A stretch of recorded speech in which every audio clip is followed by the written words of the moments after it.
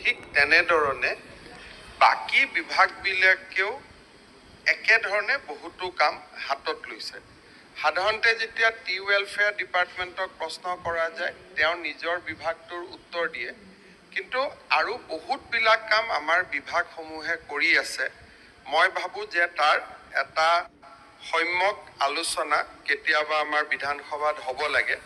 মই দুটা কথা উল্লেখ কৰিছোঁ যে এই বছৰ যি ৰিক্ৰুটমেণ্ট হৈ আছে, অৰ্থাৎ 10 মে তাৰিখে যি শিক্ষকৰ নিযুক্তি হ'ব, 10 মে তাৰিখে যি হেল্থ ডিপাৰ্টমেণ্টৰ নিযুক্তি হ'ব, 10 মে তাৰিখে যি পুলিচৰ নিযুক্তি হ'ব, 10 মে তাৰিখে যি 3rd গ্ৰেড আৰু 4th গ্ৰেডৰ নিযুক্তি হ'ব, প্ৰথমবাৰৰ বাবে অসমৰ চাহ বাগিচাত বা আদিবাসী সমাজৰ বাবে আমি 3% চাকৰি পোনপটীয়াভাৱে ৰিজাৰ্ভেশ্যন কৰিছোঁ, যিটো এটা ঐতিহাসিক কথা। অৰ্থাৎ আজি যে 50,000 যদি চাকৰি হয়, 3% চাকৰি ডিৰেক্টলি মেৰিটত যি পাবতো পাবই, মেৰিটত পোৱাৰ উপৰিও OBC হিচাপে যি পাবই, এইখিনিৰ উপৰিও 3% চাকৰি ডাইৰেক্টলি আমাৰ আদিবাসী আৰু চাহ জনজাতি সম্প্ৰদায়ৰ লোকৰ বাবে আমি সংৰক্ষণ কৰিছোঁ। এম্পাৱাৰমেণ্টৰ ক্ষেত্ৰত ই এটা ঐতিহাসিক ঘটনা, যিটো আমি আগতে কেতিয়াও চিন্তা কৰিব পৰা নাছিলোঁ। ইয়াৰ পিছত আপুনি অধ্যক্ষ মহোদয় জানে যে আমাৰ ৰাজ্যত 100খন হাইস্কুল প্ৰথমবাৰৰ বাবে আমি চাহ বাগিচাত স্থাপন কৰিছোঁ। অসমীয়া মাধ্যমৰ স্কুল, বহুতে স্কুল বন্ধ কৰা বুলি কৈ থাকে, স্কুল খোলা খবৰবিলাক যি কাৰণতে নহওক শিৰোনামাত নাহে। 100খন স্কুল আজি আমি চাহ বাগিচাত খুলিছোঁ আৰু অসমীয়া মিডিয়ামত খুলিছোঁ। বহুতে মাধ্যমৰ কথাও কয়, আমি অসমীয়া মিডিয়ামত খুলিছোঁ আৰু এই 100খন স্কুলতে অসম্ভৱ ষ্টুডেণ্ট হৈছে। তাৰ প্ৰতি ডিমাণ্ডৰ প্ৰতি লক্ষ্য ৰাখি এইবাৰ আমি আৰু 100খন নতুনকৈ হাইস্কুল স্থাপনৰ কামত আগবাঢ়িছোঁ। যোৱা কেইদিনমান আগতে আমাৰ ছ'চিয়েল মিডিয়াত এটা নিউজ চাৰ্কুলেট হৈছে, অমুক স্কুল বন্ধ কৰিছে, 64খন স্কুল। কিন্তু সেই ছ'চিয়েল মিডিয়া পোষ্টত লিখা নাই যে নতুনকৈ 200খন স্কুল খুলিছেও চৰকাৰে। আজি চাহ বাগিচা সম্প্ৰদায়ৰ কাৰণে 200খন স্কুল আমাৰ স্থাপনৰ কাম আগবাঢ়িছে আৰু এই বছৰৰ মানে আমি অহা জানুৱাৰী মাহত আমি শেষ কৰিম। এই বছৰ আমি সিদ্ধান্ত লৈছোঁ, অহা বছৰ আমি আৰম্ভ কৰিম 10খন অসমত কলেজ কৰিম, য'ত নেকি অকল বাগিচাৰ ল'ৰাই পঢ়িব। 10খন নতুন অসমত আমি ডিগ্ৰী কলেজ কৰিম। বাগিচা ল'ৰাই বুলি ক'লে দাঁতি কাষৰীয়া নন টি ষ্টেট ল'ৰাই পঢ়িব। আমি একেবাৰে জাতিগত পাৰ্থক্য কথা ইয়াত কৰা নাই, কিন্তু চাহ বাগিচাৰ ভিতৰত আমি 10খন নতুনকৈ কলেজ কৰিব গৈ আছোঁ, যিটো এক্সক্লুচিভলি টি গাৰ্ডেন ডমিনেটেড এৰিয়াত আৰম্ভ হ'ব। এই কথাবিলাক আগতে কোনেও চিন্তা কৰা নাছিল। যোৱাবাৰ সদনত আলোচনা হৈছিলে যে চাহ বাগিচাৰ শ্ৰমিকে ইলেক্ট্ৰিচিটি ডিউজ দিব পৰা নাই। আমি 150 কোটি টকা তেওঁলোকৰ হৈ ইলেক্ট্ৰিচিটি ডিউজ দি বকেয়া যিমান আছিল সিমানখিনি আমি তেওঁলোকক মাৰি দিয়াৰ বাবে আমি এটা সিদ্ধান্ত ল'লোঁ আৰু এই সিদ্ধান্ত ইতিমধ্যে আমি ৰূপায়ণ কৰিলোঁ। ইয়াৰ পিছত আমি এটা ঐতিহাসিক, আমাৰ তিতাবৰ সমষ্টিৰ বিধায়ক ডাঙৰীয়াই বাগিচাৰ লাইনৰ কথা কৈছে, এটা আমি ঐতিহাসিক সিদ্ধান্ত লৈছোঁ ইন প্ৰিন্সিপল। কেনেকৈ ৰূপায়ণ কৰিব লাগে তাৰ এটা এক্সপাৰ্ট কমিটি আমি কৰিছোঁ। ইমান সহজ কথাও নহয়, কৰিব যাওঁতে সময় লাগিব, কিন্তু আমি ইন প্ৰিন্সিপল মন বান্ধি লৈছোঁ যে চাহ বাগিচাৰ লাইনৰ মাটিখিনিৰ মালিক আমি বাগিচাৰ শ্ৰমিকক কৰিম। যে লাইনত যিমান লাইন আছে, আছাম টি কৰ্পৰেশ্যন দি অহা বছৰ আমি আৰম্ভ কৰিম, যিহেতু এইখিনি আমাৰ ল' হেঙিং ফ্ৰুটছ বুলি কয়, যিখিনি আমি লগতে কৰি দিব পাৰোঁ। আমি চাহ বাগিচাৰ শ্ৰমিক যি লাইনত আছে, এই লাইনৰ মাটিৰ মালিক বাগিচাৰ মালিক, তেওঁলোকৰ পৰা আমি আনি বাগিচাৰ মালিকৰ পৰা আনি মই আমাৰ তিতাবৰ সমষ্টিৰ বিধায়কো বাগিচাৰ মালিক মই অনুৰোধ কৰিম যে আপোনালোকে দান কৰি দিয়ে আৰু মই সকলোকে অনুৰোধ কৰিম যে আমি যেতিয়া এই চাহ বাগিচাৰ মাটিৰ মালিক লাইনৰ মালিক আমি বাগিচাৰ শ্ৰমিকক কৰিব পাৰিম তেতিয়া লাইনখিনি আমি পঞ্চায়ত হিচাপত আজি বোলে সোলাৰ লাইট কালি বোলে ৰাস্তা কালি বোলে প্ৰধানমন্ত্ৰী আৱাস যোজনাৰ ঘৰ আপুনি কোৱাৰ দৰে আমি ইয়াক এটা কলনীলৈকে আমি ৰূপান্তৰ কৰিব পাৰিম কিন্তু বাগিচাৰ মালিকৰ হাতত থকালৈকে আমি কেতিয়াও নোৱাৰো নৱেম্বৰ মাহত আশা কৰোঁ কিমান টকা খৰচ হ'ল কি হ'ল সেইবিলাকলৈকে নগৈ পেলাই আপোনালোক সকলোৱে আহিব নৱেম্বৰ মাহত আমি সৰু সজাই ষ্টেডিয়ামত আমি ৮,০০০ ঝুমুৰ ছোৱালীৰ ঝুমুৰ গোৱা ল'ৰা ছোৱালীৰে আমি ইয়াত ঝুমুৰ প্ৰদৰ্শন কৰিম ৯,০০০ ছোৱালীয়ে একেলগে ঝুমুৰ প্ৰদৰ্শন কৰিব আমি বিশ্ব মানচিত্ৰত ঝুমুৰ লৈ যাম তাৰ পিছত আমি কোকৰাঝাৰত আমি আমাৰ বাগৰুম্বা নৃত্যৰ ওপৰত আমি কাম কৰিব গৈ আছো চাহ বাগিচাক ইমান ফোকাছ আগত কেতিয়াও দিয়া হোৱা নাছিল এই বছৰ আমি ৯০০খন চাহ বাগিচাৰ লাইনৰ ৰাস্তা বনাবৰ কাৰণে ৯০০ কোটি টকা অনুমোদন দিছো কেতিয়াবা আপোনালোকে গৈ কৈছে যে মই আনিছো লগত ক'ব যে মুখ্যমন্ত্ৰীৰো অলপ চলপ ক'বাত বৰঙণি আছে বুলি আমাৰ যোৰহাটৰ সংসদসকলে গৈ কৈ দিয়ে তিতাবৰৰ বিধায়কে কৈ দিয়ে আমি আনিছো বুলি মই কৈছো আপোনালোকে আনিছে আপোনালোকৰ সমান প্ৰতিযোগিতা কৰাৰ মোৰ সাহসো নাই মই অতি সৰু মানুহ কিন্তু লগত কৰবাত যেন ময়ো অলপ জোৰটো দিছো সেইটো অলপ কৈ দিব নহলে অসুবিধা হৈ যায় যি নহওক ইয়াৰ পিছত আজি জল জীৱন মিছনৰ স্কিম প্ৰত্যেকখন চাহ বাগিচাত কৰা হৈছে এইবাৰ এটা খুব ডাঙৰ আমি কেন্দ্ৰীয় চৰকাৰৰ পৰা সহায় পালো বাগিচাৰ স্কুল আৰু বাগিচাৰ হস্পিটালখিনিক ঠিক কৰিবৰ কাৰণে মোদী ডাঙৰীয়াই ১,০০০ কোটি টকা অসম আৰু পশ্চিমবংগৰ কাৰণে দিছে তাৰে ৭৫০ কোটি টকা বা ৭০০ মই একজেক্ট মনত নাই ৭০০ কোটি টকা স্পেচিয়েল টু অসম ৩০০ কোটি টকা পশ্চিমবংগৰ কাৰণে ৭০০ কোটি টকা অসমৰ কাৰণে ইয়াৰ ফলত বাগিচাৰ হস্পিটাল বাগিচাৰ এম্বুলেন্স বাগিচাৰ স্কুল এইখিনিত আমি এটা নতুনকৈ অলপ ১,০০০ বা ৭০০ কোটি টকা হাতত পালে আমি কৰা কামবিলাক আৰু সাহসেৰে কৰিব পাৰোঁ এই এটা নতুন কাম আমি এই বছৰ কৰিব পাৰিম ৰূপেশ গোৱালা ডাঙৰীয়াই কৈছে যে দয়াল দাস পানিকা আঁচনি এই দয়াল দাস পানিকা আঁচনিত ২৬,০০০ এপ্লিকেশ্যন পেণ্ডিং হৈ আছে কিন্তু সঞ্জয় কিষাণ ডাঙৰীয়াৰ বাজেটত ৬,০০০ক দিব পৰা আছে মই প্ৰতিশ্ৰুতি দিছো যে অহা বছৰ এপ্ৰিল মাহত ২৬,০০০ক একেলগে আমি দি দিম যিমান এপ্লিকেশ্যন পেণ্ডিং আছে কোনো বিচাৰ কৰাৰ প্ৰয়োজন নাই যিমান ২৬,০০০ পেণ্ডিং আছে যিখিনি কিবা কাৰণত ডিছকুৱালিফাই হ'ল যে চৰকাৰী চাকৰি পালে কাৰণ ৩% চাকৰিত কিছু ল'ৰাই চাকৰি বাকৰিও পাই যাব যিখিনি কোৱালিফাই হৈ থাকে এই ২৬,০০০ক আমি একেলগে দয়াল দাস পানিকা দি দিম অহা বছৰ আমি আৰু এটা সিদ্ধান্ত লৈছো যে ৮ লাখ বাগিচাৰ ৮ লাখ বাগিচাত শ্ৰমিক আছে এই ৮ লাখ বাগিচাৰ শ্ৰমিকক প্ৰত্যেকজন শ্ৰমিকক আমি এটা নগদ ধনো দিম যাতে তেওঁলোকে ল'ৰা ছোৱালীৰ শিক্ষাৰ কাৰণে বিনিয়োগ কৰিব পাৰে কি কৰিম কি নকৰিম এইটো অহা বছৰ বাজেটত আহিব কিন্তু তাৰ আমি ইতিমধ্যে পৰিকল্পনা কৰিছো যে ৮ লাখ বাগিচাৰ শ্ৰমিকক আমি একেলগে দিম আৰু নেক্সট ৩ বছৰ দি থাকিম যাতে যেতিয়ালৈকে লাইন এটা দৰিদ্ৰতাৰ কবলৰ পৰা তেওঁলোক মুক্ত হৈ ওলাই আহিব নোৱাৰে গতিকে আমাৰ হাতত বহুতবিলাক আমি স্কিম হাতত ৰাখিছো আৰু এই স্কিমবিলাক হৈ থাকিব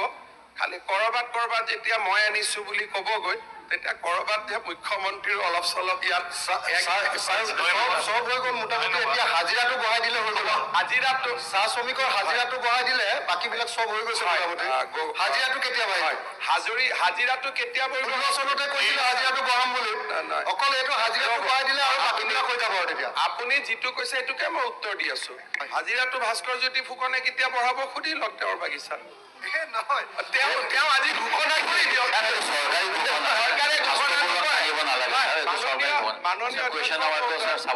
বিৰোধী দলপতিগৰাকীয়ে নিজে জানে তেখেতৰ পিতৃ অসমৰ মুখ্যমন্ত্ৰী আছিল দীঘলীয়া ৰাজনৈতিক ইতিহাস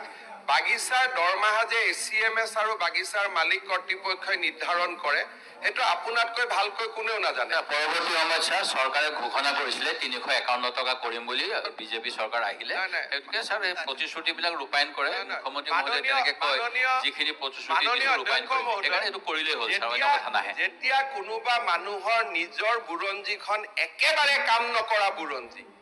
তেতিয়া আপুনি বেলেগক কৈ থকাৰ কথা নাই আপুনি কিমান টকা বঢ়ালে আপোনালোকৰ বুৰঞ্জীৰ কথাটো ছাৰ আহোমৰ বুৰঞ্জী লিখিব আৰম্ভ কৰিছে গতিকে বুৰঞ্জী টানিব নালাগে ঘোষণাখিনিৰ কথাই কৈছোঁ ছাৰ ঘোষণা কৰা নাই ছাৰ আপোনালোকৰ ঘোষণা আছিল ছাৰ বিজেপি দলৰ ভিজন ডকুমেণ্টত লিখা আছে ছাৰ মাননীয় অধ্যক্ষ মহোদয় এটাই কথা মই ক'ম যে যি মানুহে যেতিয়ালৈকে নিজৰ ইতিহাসটো ইমানেই বেয়া যে বাগিচাৰ মাটিৰ অধিকাৰ দিব নোৱাৰিলে ঝুমুৰটোক এবাৰ বাহিৰলৈকে আনিব নোৱাৰিলে অন্ততঃ এই প্ৰশ্নটো অখিল গগৈয়ে কৰিছে মই বেয়া পোৱা নাই এই প্ৰশ্নটো কংগ্ৰেছে কৰিব নালাগে কাৰণ বাগিচাৰ মানুহৰ ভোটেৰে কংগ্ৰেছ জিকি আপোনালোকে বাগিচাৰ কাৰণে কৰা ভাল কামৰ এটা উদাহৰণ দিয়ক এটা মাত্ৰ উদাহৰণ দিয়ক আইনখিনি ছাৰ ব্ৰিটিছৰ পৰাধীনতাৰ পিছত 27খন আইন আনিছে প্লেণ্টেশ্যন লেবাৰ এক্টকে আদি কৰি আৰু বিজেপি চৰকাৰৰ ছাৰ সাংসদে PLA এখন নাইকিয়া কৰি দিব বিচাৰিছে সেই গতিকে ছাৰ সেইখনেই আটাইতকৈ ডাঙৰ শ্ৰমিক এটা কথা চাব যেতিয়া বাগিচাৰ ভাল কথাখিনি কৈ আছো কংগ্ৰেছ দলৰ মনটো বেয়া হৈ গৈ আছে যে আপোনালোকে কুৱেশ্যন আৱাৰ নষ্ট হৈছে সেইটো নহয় ছাৰ বেলেগ সময় আপুনি বেলেগ ডিভাইচত সময় দিয়ক আমাৰ হাউচৰ লিডাৰক মই থিয় হৈ আছো প্ৰথম কথাটো হ'ল আজি বাগিচাৰ শ্ৰমিকক অৰুণোদয় কোনে দিলে তাৰমানে বাগিচাৰ দৰমহাতেতো আমি অৱদান দিলো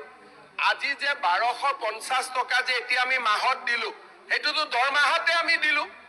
এতিয়া যে মই কিবা এটা দিম বুলি কৈছো সেইটোৱে মোটামুটি দৰমহা আপুনি কোৱা সংখ্যাটোতে লৈ যাব মোটামুটি মই অংক কৰি থৈ দিছো আপুনি কোৱা এটা মোটামুটি এটা হিচাপত লৈ যাব আমি যি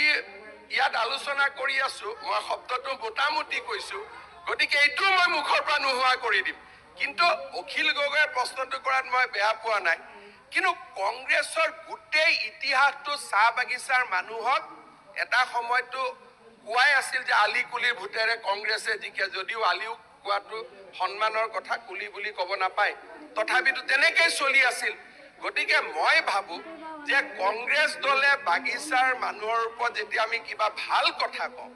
একো কৰিব নোৱাৰিলে শুনাৰ অভ্যাসটো কৰক শুনি থাকিলে ভাল কংগ্ৰেছে ভাল কৰিছে বাগানত তেনেকে কোৱাটো উচিত নহয় ছাৰ আৰু কুৱেশ্যন আৱাৰটো ছাৰ নষ্ট কৰি আছে কুৱেশ্যন নম্বৰ 3 শ্ৰী জাকিৰ হুছেইন লস্কৰ এবসেন্ট তো কুৱেশ্যন নম্বৰ 4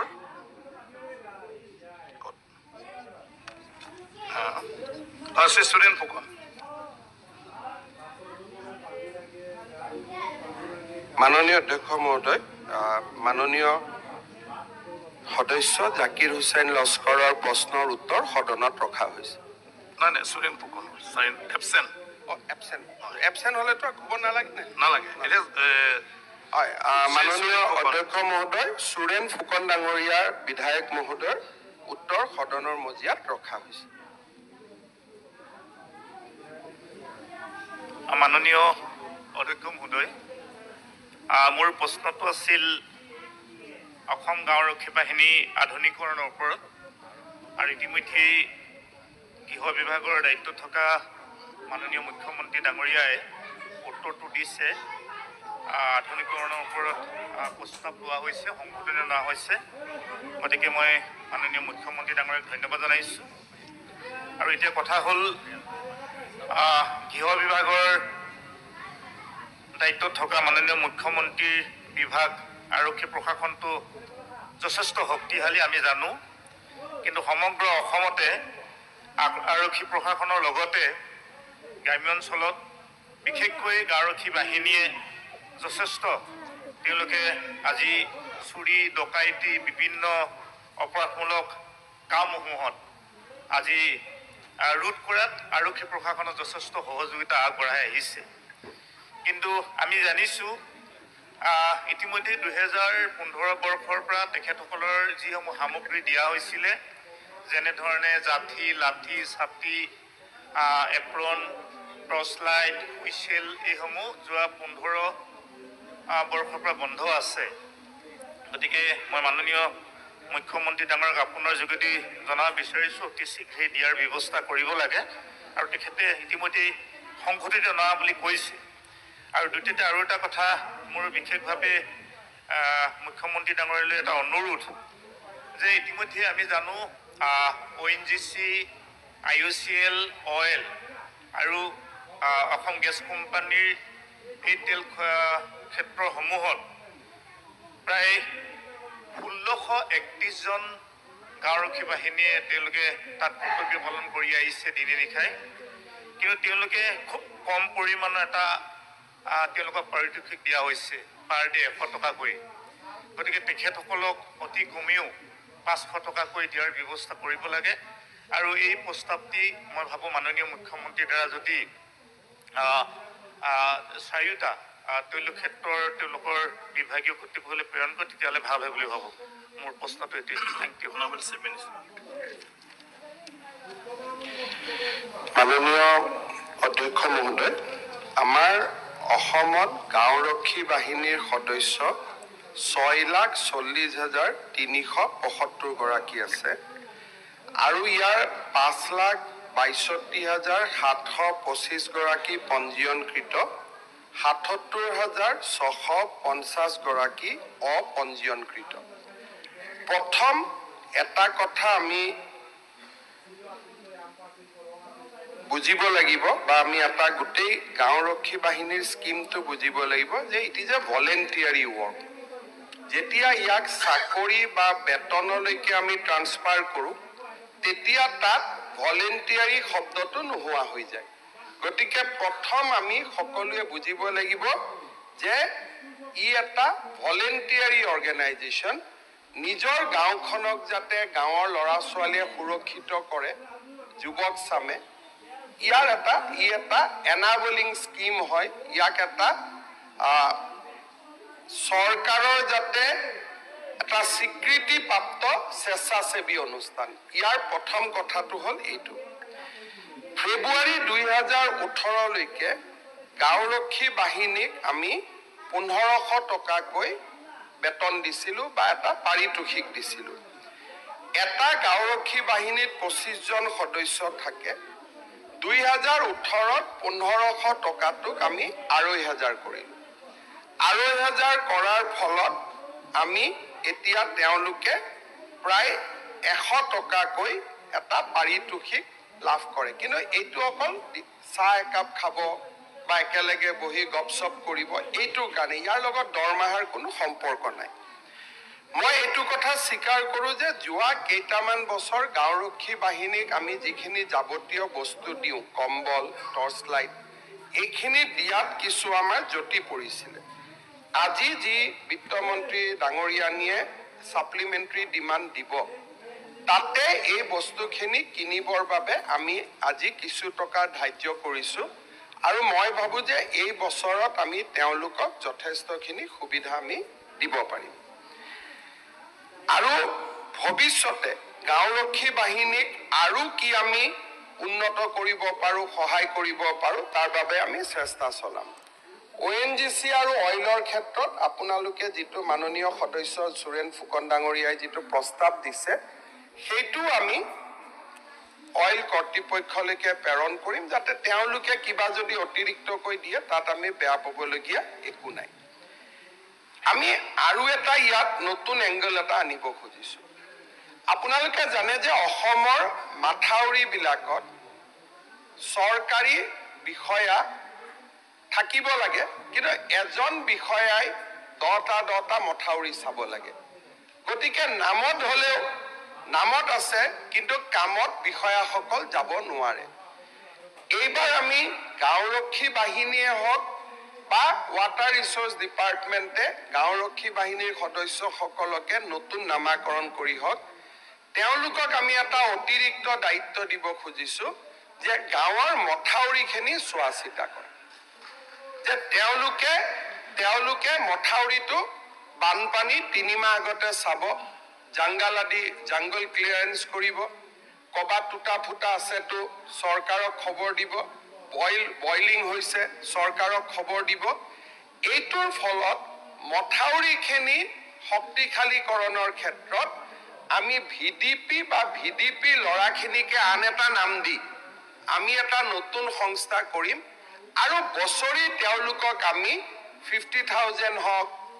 75,000 হওক এটা আমি টকাও দিম যাতে জংগলখিনি তেওঁলোকে ক্লিয়াৰেন্স কৰিব পাৰে আৰু ঠিকাদাৰৰ নামত এই পইচাটো যোৱাৰ পৰিৱৰ্তে গাঁৱৰ ল'ৰাখিনিয়ে যাতে সেই টকাটো পাব পাৰে। কাৰণ আপোনালোকে জানে যে মথাউৰি মেইনটেনেন্সৰ নামত প্ৰত্যেক বছৰ এটা পইচা যায়, জাংগল ক্লিয়াৰেন্স কৰিব লাগে, কিবা কৰিব লাগে, কোনোবা ঠিকাদাৰে কৰে কোনোবা ঠিকাদাৰে নকৰে।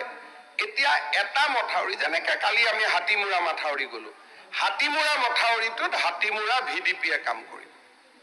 জংগল ক্লিয়াৰেন্সো তেওঁলোকে কৰিব, কিবা ৰিপৰ্ট কৰিব লাগে ডিপাৰ্টমেণ্টত কৰিব আৰু হাতীমূৰা মথাউৰিৰ মেইনটেনেন্সৰ কামত চৰকাৰে 2-3 লাখ 75,000 বছৰি যিটো খৰচ কৰে সেইটো আমি সেই ভিডিপিটোকে দি দিম বা সেই সংগঠনটোকে দি দিম।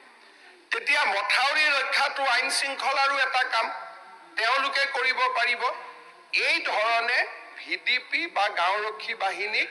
ৱাটাৰ ৰিচোৰ্চ এতিয়ালৈকে পুলিচৰ কাম কৰি আছিল, পুলিচৰ লগতে ৱাটাৰ ৰিচোৰ্চ ডিপাৰ্টমেণ্টৰ লগত জড়িত কৰাৰো আমি এটা আঁচনি লৈছোঁ। তেনেকে মই সকলো মন্ত্ৰীকে কৈছোঁ যে যি মাইনৰ ৱৰ্কছৰ কাম ইমান দিনে আমি ঠিকাদাৰ কণ্ট্ৰেক্টৰক দি আছিলোঁ সেই কামবিলাক ভিডিপিয়ে চালে বেছি শক্তিশালী হ'ব। লাহে লাহে ডিপাৰ্টমেণ্টে ভিডিপি বিলাকক এই কামত সংযোজিত কৰক, তেতিয়া আমাৰ যিটো ভিডিপিৰ যিটো আন্দোলন সেইটো আৰু শক্তিশালী হ'ব। থানা কমিটিৰ যিখিনি আমি এইবাৰ নতুন থানা কমিটি পাতিছোঁ, 3 তাৰিখে মই গুৱাহাটীত তেওঁলোকৰ মিটিঙো পাতিছোঁ। থানা কমিটিৰ OC আৰু চেয়াৰমেনক এইবাৰ আমি ভিডিপিখিনিও চাবৰ কাৰণে দায়িত্ব দিছোঁ যাতে আপোনালোকে ভিডিপিৰ সুখ দুখখিনিও চাব পাৰে আৰু ভিডিপি সকলক তেওঁলোকৰ বেমাৰ আজাৰ হ'লে কিবা সহায় কৰাৰো আমি নতুন কিবা কথা চিন্তা কৰি আছোঁ। মই ভাবোঁ যে অহা বছৰৰ বাজেটত ভিডিপিক লৈ আমি কেইবাটাও নতুন কথা ক'ব পাৰিম, চিন্তা চৰ্চা চৰকাৰৰ মাজত চলি আছে। ধন্যবাদ। Question number 5 Srikanta Kalita. Question number 5 মাননীয় অধ্যক্ষ মহোদয়, honourable minister, honourable chief minister. মাননীয় অধ্যক্ষ মহোদয়, আমাৰ মাননীয় সদস্য দিগন্ত কলিতা ডাঙৰীয়াই কৰা প্ৰশ্নৰ উত্তৰ সদনৰ মজিয়াত ৰখা হৈছে। মাননীয় অধ্যক্ষ মহোদয়, বাইহাটা চাৰিআলি অঞ্চল এখন খুব ডাঙৰ অঞ্চল, মুখ্যমন্ত্ৰী মহোদয় বহুদিনৰ পৰা সেই অঞ্চলটোত জড়িত আছে। আমাৰ কমলপুৰ সমষ্টিত 3খন থানা এতিয়া নতুন ডিলিমিটেশ্যন মতে হৈছে। মই অকণমান কৈ দিছোঁ, মুখ্যমন্ত্ৰী মহোদয় কথাখিনি গানেই গোটেই কথাখিনি। বাইহাটা চাৰিআলিৰ ৰাজচক্ৰৰ অধীনত 79খন গাঁও আছে,